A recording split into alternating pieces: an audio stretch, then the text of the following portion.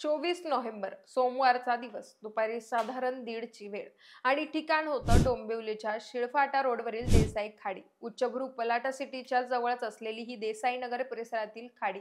या देसाई खाडीच्या पुलावर 24 तास वाहनांची वर्दळ असते. सोमवारी दुपारी देखील या ठिकाणाहून काही मोटारसायकल जात होत्या, पण पुलाखालील नदी पात्रात भटक्या कुत्र्यांचा समूह जोरजोरानं भुंकत असल्याचं पाहून काही जणांनी आपल्या गाड्या थांबवल्या आणि खाली डोकावून पाहिलं तेव्हा त्यांना एक भयंकर दृश्य दिसलं. 25 ते 30 वर्ष वयाच्या एका अनोळखी तरुणीचा मृतदेह सुटकेसमधून कुत्र्यांनी बाहेर काढला होता. काहीच वेळात पुलावर वाहनांची मोठ्या प्रमाणात कोंडी झाली. नक्की घडलं काय ते पाहण्यासाठी सगळी वाहनं पुलावरच थांबली होती. तेव्हा तेथील काही स्थानिक नागरिकांनी डायघर पोलिसांना या घटनेची माहिती दिली. दरम्यान वाहतूक पोलिसांनी पूल मोकळा केला होता.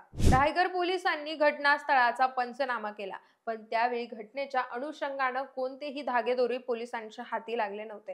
तरुणीवर कोणतीही अत्याचार करून तिचे नंतर हत्या केली आणि पुरावे नष्ट करण्याच्या उद्देशानं तिचा मृतदेह सुटकेसमध्ये कोंबून रात्रीच्या वेळी खाडीत टाकल्याचा संशय सुरुवातीला पोलिसांनी व्यक्त केला होता. पण नंतरच्या तपासात पोलिसांच्या हाती एक सीसीटीव्ही व्हिडिओ लागला. त्याद्वारे पोलिसांनी सुटकेसमधील मृतदेहाचा उलगडा केला. ही हत्या कुणी केली, का केली, या घटनेचा छडा पोलिसांनी कसा लावला, त्याची स्टोरी सांगणारा हा व्हिडिओ आहे. नमस्कार, मी पूजा आणि आपण पाहताय देदनका.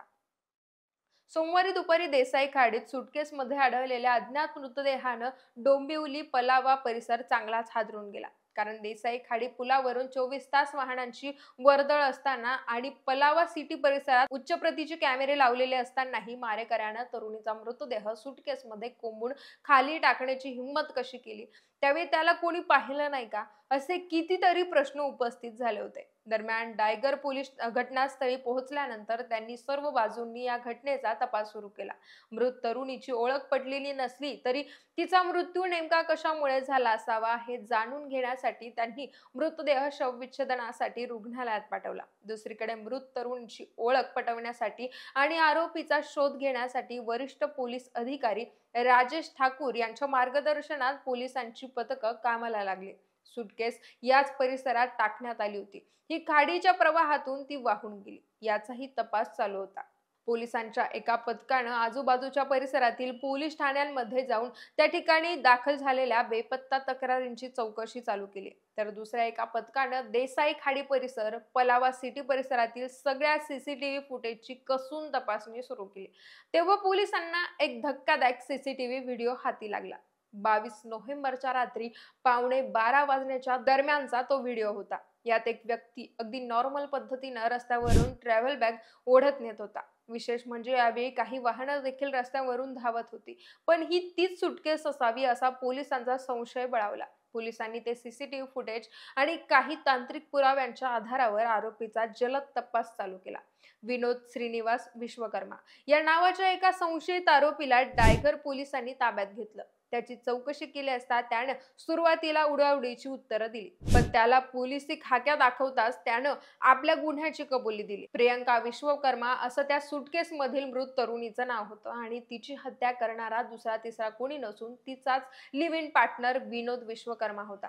मागील काही वर्षांपासून प्रियंका आणि विनोद हे दोघेही लिव्ह इन रिलेशनशिप मध्ये राहत होते. अशातच अलीकडच्या दिवसात त्यांच्यात किरकोळ वाद होत होते आणि याच वादातून आपण रागाच्या भरात प्रियंकाचा गळा दाबून तिची हत्या केल्याची कबुली आरोपी विनोदने दिली. हत्येनंतर पुरावा नष्ट करण्याच्या उद्देशाने तिचा मृतदेह एका मोठ्या सुटकेस बॅग मध्ये भरला आणि देसाई खाडी जवळ आणून फेकून दिल्याचंही विनोदनं पोलीस चौकशीत स्पष्ट केलं.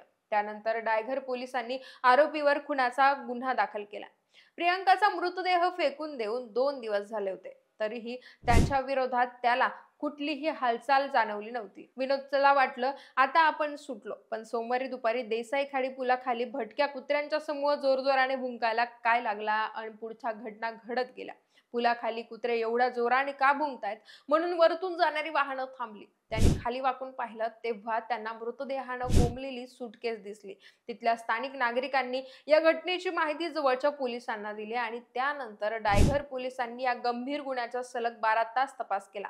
त्यात एका सीसीटीव्ही मध्ये विनोद विश्वकर्मा सुटकेस घेऊन जाताना दिसला आणि अडकला. या सगळ्या घटनाक्रमाची जोरदार चर्चा आता डोंबिवली भागात रंगली आहे. दरम्यान यावर तुम्हाला नक्की काय वाटतं? तुमच्या प्रतिक्रिया आम्हाला कमेंट्सच्या माध्यमातून कळवा आणि देदानकाला सबस्क्राईब करायला विसरू नका.